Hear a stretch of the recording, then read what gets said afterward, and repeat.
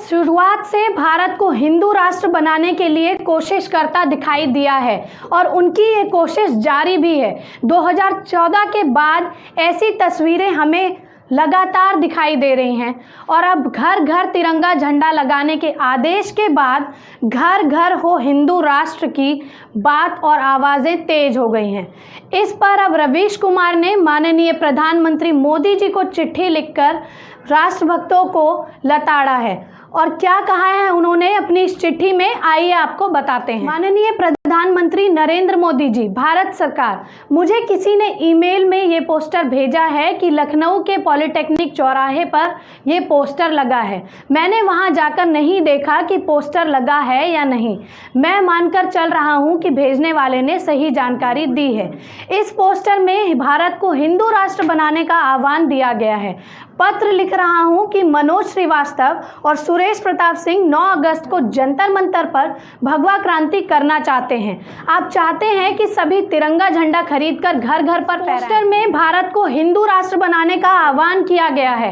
पत्र इसलिए लिख रहा हूं कि मनोज श्रीवास्तव और सुरेश प्रताप सिंह 9 अगस्त को जंतर मंतर पर भगवा क्रांति करना चाहते हैं। आप जानते हैं कि सभी तिरंगा झंडा खरीदकर घर घर पर फहराएं, लेकिन कुछ लोग तो कुछ और ही देश और संविधान बनाने की ताकत का झंडा भी तिरंगा नहीं है। कहीं ऐसा तो नहीं कि हम बाजार से तिरंगा लेकर आ रहे हैं और देश में झंडा ही बदल जाए। मनोज और सुरेश के आह्वान से भ्रमित हो गया हूं। मुझे एक और झंडा आता हुआ दिखाई देता है जो तिरंगा से अलग है। कृपया आप स्पष्ट करें कि हमें 15 अगस्त के लिए तिरंगा झंडा खरीदना है या नहीं। अगर ये 9 अगस्त को भगवा क्रांति कर देंगे, आप चाहते हैं कि हम सभी तिरंगा झंडा खरीद कर घर घर फहराएं, लेकिन ये लोग तो कुछ और देश और कुछ और संविधान बनाने की ताक में है। इनका झंडा भी तिरंगा नहीं है। कहीं ऐसा तो नहीं कि हम बाजार से तिरंगा लेकर आएं और देश का झंडा ही बदल गया हो। मनोज और सुरेश के आह्वान से मैं भ्रमित हो गया हूं। मुझे एक और झंडा आता हुआ दिखाई देता है। कृपया आप स्पष्ट करें कि हम 15 अगस्त के लिए तिरंगा झंडा खरीदें या नहीं। अगर ये 9 अगस्त को भगवा क्रांति कर देंगे और देश हिंदू राष्ट्र बन जाएगा, तब तो करोड़ों लोग जो तिरंगा खरीद रहे हैं उनका पैसा बर्बाद हो जाएगा। मनोज और सुरेश के फरमान जारी कर देने से हिंदू राष्ट्र का झंडा खरीदे या आपका झंडा खरीदे। सूरत में व्यापारी दिन रात लगाकर तिरंगा झंडा बना रहे हैं, उधर लखनऊ के मनोज और सुरेश पोस्टर पर कोई और ही झंडा लगा रहे हैं। इससे तो गुजरात के व्यापारियों को घाटा हो जाएगा। अगर इन लोगों ने तिरंगा झंडा नहीं फहराया, पोस्टर में झंडा बदलवाया गया, तो आपका घर घर तिरंगा अभियान फेल हो जाएगा। पता चला हिंदू राष्ट्र की क्रांति करने वालों ने तिरंगा फहराया ही नहीं। आपसे विनती है कि आप मनोज श्रीवास्तव और सुरेश प्रताप सिंह के इस पोस्टर का संज्ञान लें। दोनों से बात कर 15 अगस्त तक के लिए भगवा क्रांति स्थगित करने के लिए कहें। इन्हें यह भी पूछें कि आपकी भगवा क्रांति में क्या कोई कमी रह गई थी जो आज मनोज और सुरेश जैसे प्रखर युवाओं को अलग से भगवा क्रांति करनी पड़ रही है।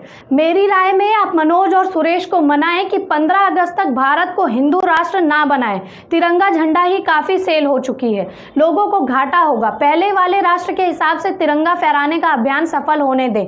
मनोज और सुरेश जैसे वीर राष्ट्रवादी युवा आपकी बात को नहीं टालेंगे। आशा है आप ठीक होंगे। आपका रवीश कुमार, विश्व का पहला 0 TRP वाला एंकर। तो रवीश कुमार की इस चिट्ठी के बारे में आपने जाना, जिसमें भारतीय केसरिया वाहिनी के मनोज श्रीवास्तव कह रहे हैं कि हमें चाहिए हिंदू राष्ट्र, और ये भी कहा कि वो दिल्ली आकर इसके लिए झंडा भी बुलंद करेंगे।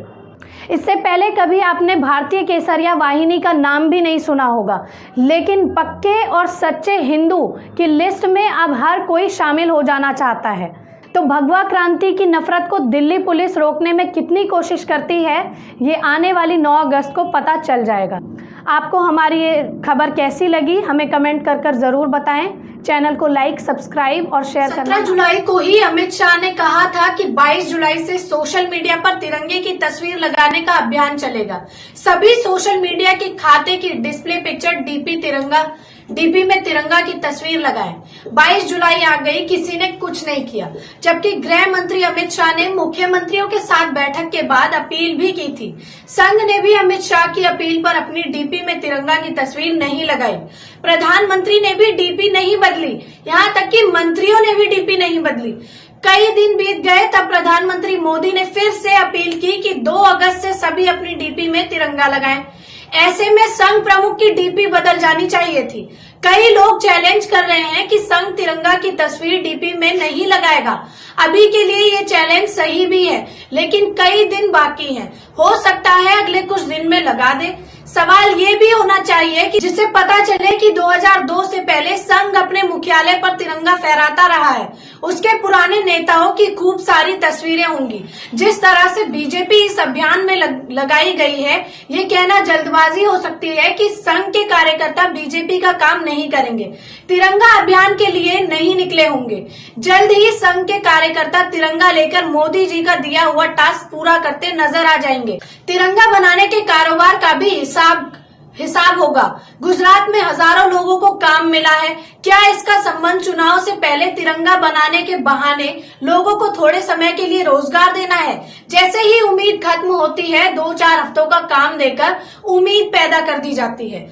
मैं इसे एक उदाहरण के रूप में रखना चाहता हूं ताकि आप घर घर तिरंगा अभियान के पीछे की मानसिकता को समझ सकें। 15 अगस्त को अनगिनत जगहों पर करोड़ों लोग तिरंगा फहराते हैं। इस पर मोदी शाह का अपना ठप्पा लगाना जरूरी है। आप रोज नहाते हैं, एक दिन मोदी जी ये ना कह दें कि रोज नहाना चाहिए और देश कहने लग जाए कि मोदी जी के कहने पर नहा रहे हैं।